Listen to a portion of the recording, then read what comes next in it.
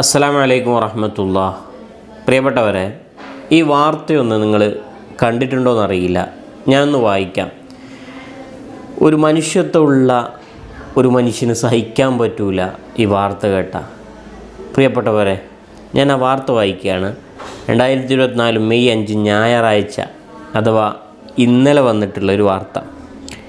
ആ വാർത്തയിൽ പറയുന്നത്, പഴകി അഴുകി മൃതദേഹങ്ങൾ, വൃദ്ധ ദമ്പതികൾ വീടിനുള്ളിൽ മരിച്ച നിലയിൽ. ഫുള്ള് വാർത്ത നിങ്ങളൊന്ന് കേട്ടു നോക്ക്. വൃദ്ധ ദമ്പതികൾ വീടിനുള്ളിൽ മരിച്ച നിലയിൽ. വായ്പൂർ ചെറുക്കോൽ പതാൽ നെല്ലിമല വീട്ടിൽ ഹൈദ്രൂസ് മുസ്ലിയാർ 80, കുൽസുമ്മ ബീവി 70 എന്നിവരെയാണ് വെള്ളിയാഴ്ച രാത്രി വീടിനുള്ളിൽ മരിച്ച നിലയിൽ കണ്ടത്. ഇരിക്കുന്ന നിലയിൽ കണ്ടെത്തിയ മൃതദേഹങ്ങൾക്ക് ആഴ്ചകളുടെ പഴക്കമുണ്ട്. റംസാൻ മാസത്തിലാണ് നാട്ടുകാരിൽ ചിലർ വൃദ്ധദമ്പതികളെ അവസാനമായി കണ്ടത്. കഴിഞ്ഞ 2 വെള്ളിയാഴ്ചകളിൽ ഹൈദ്രൂസിനെ പള്ളിയിൽ കാണാത്തതിനെ തുടർന്ന് നാട്ടുകാർ പോലീസിൽ വിവരമറിയിക്കുകയായിരുന്നു. കുറ്റിയിട്ട വാതിലുകൾ തകർത്താണ് പോലീസ് അകത്ത് കയറിയത്. കൊടും ചൂടിൽ മാംസം അഴുകി ഉണങ്ങിയ നിലയിലായിരുന്നു മൃതദേഹങ്ങൾ. ശനിയാഴ്ച സ്ഥലത്തെത്തിയ ഫോറൻസിക് വിഭാഗത്തിന് ആത്മഹത്യയുടെയോ കൊലപാതകത്തിൻ്റെയോ സൂചനയൊന്നും കണ്ടെത്താനായില്ല. കുൽസുമ്മ ബീവിക്ക് കണ്ണിന് കാഴ്ചയില്ലായിരുന്നു.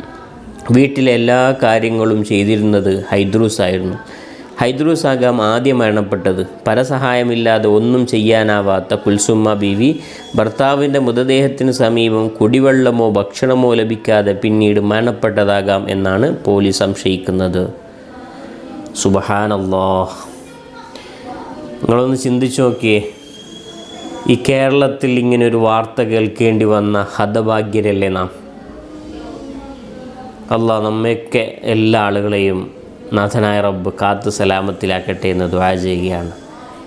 മനുഷ്യൻ തൻ്റെ അയൽക്കാരനൊന്ന് എത്തി നോക്കാൻ പോലും സമയം കണ്ടെത്തിയിട്ടില്ല എന്ന ഒരു വലിയ സത്യമല്ലേ പ്രിയപ്പെട്ടവരെ ഈ വാർത്തയിലൂടെ കാണുന്നത്. ഹൈദ്രൂസ് മുസ്ലിയാർ കഴിഞ്ഞ റമളാനിലെ വെള്ളിയാഴ്ചകളിൽ പള്ളിയിൽ കണ്ടു. അതിനുശേഷം കണ്ടിട്ടില്ല എന്ന് ഇപ്പോഴാണ് അവർക്ക് ബോധ്യം വരുന്നതെങ്കിൽ പ്രിയപ്പെട്ടവരെ, ചിലപ്പോൾ മക്കളില്ലാത്ത ദമ്പതികളായിരിക്കാം. കേട്ട് അല്ലെങ്കിൽ ഈ വാർത്ത കണ്ട് എൻ്റെ മനസ്സങ്ങ് പൊട്ടിപ്പോയ രംഗമായിരുന്നു.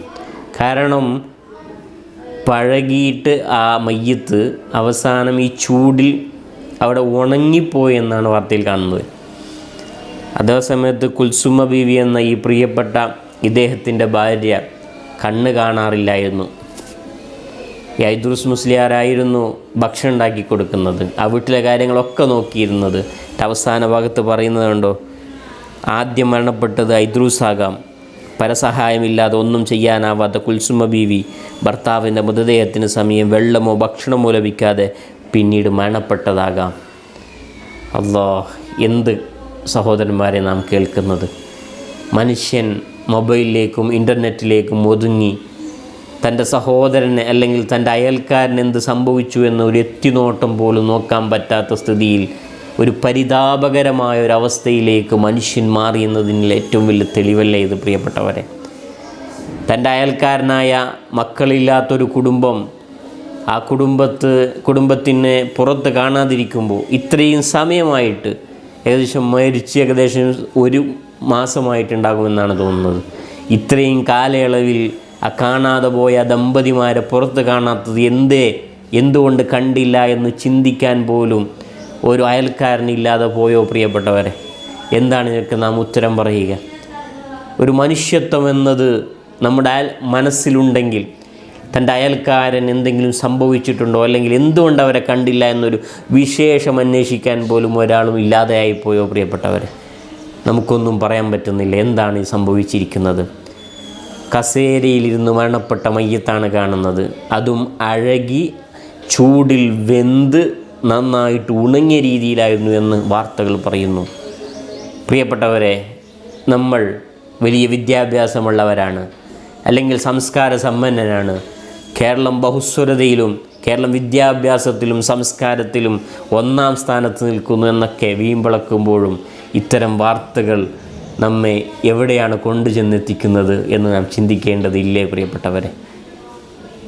ഒരു ഇത്രയും കാലയളവിൽ കണ്ണ് കാണാത്തൊരുമ്മയും ഹൈദ്രൂസ് മുസ്ലിയാർ എന്നൊരു പ്രിയപ്പെട്ടവരും ഒരു വീട്ടിൽ താമസിക്കുന്നുണ്ടായിട്ട് എന്തുകൊണ്ടവരെ കണ്ടില്ല എന്ന് ചിന്തിക്കാൻ ഇത്രയും സമയമെടുക്കേണ്ടി വന്നിട്ടുണ്ടെങ്കിൽ ഇത് നാം എന്താണ് ഉത്തരവാദി, ആരാണ് ഉത്തരവാദി, എന്താണ് ഇതിന് ഉത്തരം പറയുക?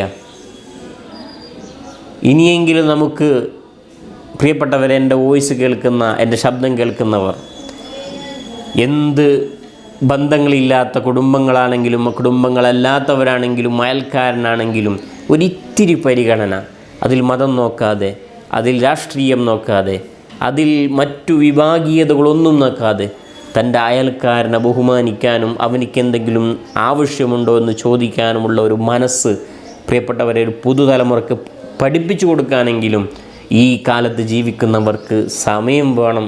ഇല്ലെങ്കിൽ ഇത്തരം വാർത്തകൾ ഇനിയും എത്ര കേൾക്കേണ്ടി വരും പ്രിയപ്പെട്ടവരെ.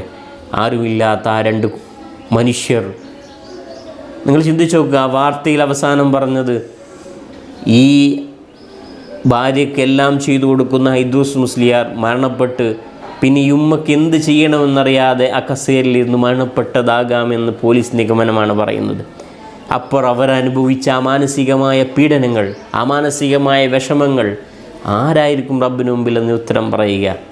പ്രിയപ്പെട്ടവരെ, ഇതിൽ വളരെയധികം നമുക്ക് പാഠമുണ്ട്. ഇനി ഇങ്ങനൊരു വാർത്ത, ഇതിനു മുമ്പ് നമുക്കിത്തരം വാർത്തകൾ കേട്ട കേരളമാണ്. ഇനിയും നമുക്ക് മാറാനായിട്ടില്ലെങ്കിൽ മഹല്ല് പരിധിയിൽ എത്ര കുടുംബങ്ങളുണ്ടെന്നും ആ കുടുംബങ്ങളുടെ ഐശ്വര്യവും അന്വേഷിക്കാനും മഹല്ല് തലത്തിൽ ഒരു സംവിധാനം ഒരുക്കേണ്ട നിർബന്ധമല്ലേ? അല്ലെങ്കിൽ എല്ലാ നാടുകളിലും പല സംഘടനകളുണ്ടല്ലോ, ക്ലബ്ബുകളുണ്ടല്ലോ. അവർക്കൊന്ന് പരസഹായത്തോടെ അല്ലാതെ ജീവിക്കാൻ പറ്റാത്ത വൃദ്ധ ദമ്പതികളെ അവർക്ക് എന്തു പറ്റി, അവർക്കൊരു സഹായത്തിന് എനിക്ക് അവസരം കിട്ടി, അതൊന്ന് ചെയ്തുകൂടെ എന്ന് ചിന്തിക്കാൻ പറ്റാത്ത സ്ഥിതിയാണെങ്കിൽ പിന്നെ നമ്മുടെ സംഘാടനം എന്തിനു വേണ്ടി? പ്രിയപ്പെട്ടവരെ, നമ്മുടെ അമലുകൾ എന്തിനു വേണ്ടി? നമ്മൾ ചെയ്യുന്ന പ്രവർത്തനങ്ങൾ എന്തിനു വേണ്ടി? എല്ലാം നിഷ്ഫലമാണ് റബ്ബിന് മുമ്പിൽ എന്ന കാര്യം നാം മനസ്സിലാക്കണം. മനുഷ്യനെ മനുഷ്യനായിട്ട് കാണാനും ഇത്തരം വിഷയങ്ങൾ പ്രിയപ്പെട്ടവരെ ഇനി നമ്മുടെ നാടുകളിൽ സംഭവിക്കാതിരിക്കാനുള്ള ഒരു മാനസികമായ പരിഗണന തൻ്റെ നാട്ടിലുള്ള എല്ലാ വിഭാഗം മനുഷ്യരോടും കാണിക്കാനുള്ള ഒരു മനസ്സ് പ്രിയപ്പെട്ടവരെ, എൻ്റെ ശബ്ദം കേൾക്കുന്നവർക്ക് ഉണ്ടാകണം. അതിൽ മതം നോക്കേണ്ട, രാഷ്ട്രീയം നോക്കേണ്ട, നിങ്ങളുടെ കുടുംബം നോക്കേണ്ട ആവശ്യമില്ല. പ്രിയപ്പെട്ടവരെ, നമ്മുടെ അയൽക്കാരനെ, നമ്മുടെ നാട്ടുകാരനെ അവർക്ക് ആവശ്യമുള്ളത് നൽകി, അവർക്ക് സന്തോഷിക്കാനുള്ളത് നൽകി, അവർക്ക് എന്താണ് ആവശ്യമുള്ളത് അത് നൽകി, അവർക്ക് ഒരു തുണയാകാൻ പ്രിയപ്പെട്ടവരെ നമ്മൾ തയ്യാറാകണം. അള്ളാഹു എല്ലാ ആളുകളെയും കാത്തു സലാമത്താക്കട്ടെ എന്ന് ദുആ ചെയ്യുകയാണ്. ഈ വാർത്ത കണ്ടപ്പോൾ വല്ലാതെ മനസ്സ് വേദനിച്ചു പോയി. ഇത്തരം വാർത്തകൾ ഇനി നമ്മുടെ പരിസരങ്ങളിൽ കേൾക്കാതിരിക്കട്ടെ എന്ന് ദുആ ചെയ്യാം. അതുകൊണ്ട് പുതുതലമുറ ഇൻ്റർനെറ്റിനകത്ത് അല്ലെങ്കിൽ ഫോണിനകത്ത് മാത്രം ജീവിച്ചു പോകുന്നൊരു തലമുറയായി വളർന്നു വരുമ്പോൾ ഇത്തരം വാർത്തകൾ ഇനി നിത്യമായിട്ട് നാം കേൾക്കേണ്ടി വരും.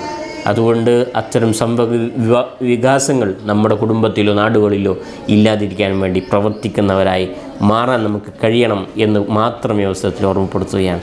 അവസാനിപ്പിക്കുന്നു. അസ്സലാമു അലൈക്കും വറഹ്മത്തുള്ളാഹി. നമ്മുടെ ശുദ്ധമായ കാട്ടുതേൻ, പെട്ടിത്തേനല്ല, നാട്ടുതേനല്ല, കാട്ടുതേൻ നമ്മൾ വിതരണം ചെയ്യുന്നുണ്ട്. അല്പം നമ്മുടെ കയ്യിലുണ്ട്. ആവശ്യമുള്ള ആളുകൾ ഇപ്പോൾ തന്നെ കോൺടാക്റ്റ് ചെയ്യാൻ വേണ്ടി ഈ നമ്പറിൽ കോൺടാക്റ്റ് ചെയ്യണമെന്ന് ഓർമ്മപ്പെടുത്തുന്നു. അതോടൊപ്പം ശുദ്ധമായ നെയ്യും നമ്മൾ വിതരണം ചെയ്യുന്നുണ്ട്. പശുവിൻ നെയ്യ്, നാടൻ നെയ്യാണ്. ആവശ്യമുള്ള ആളുകൾ കോൺടാക്റ്റ് ചെയ്യുക.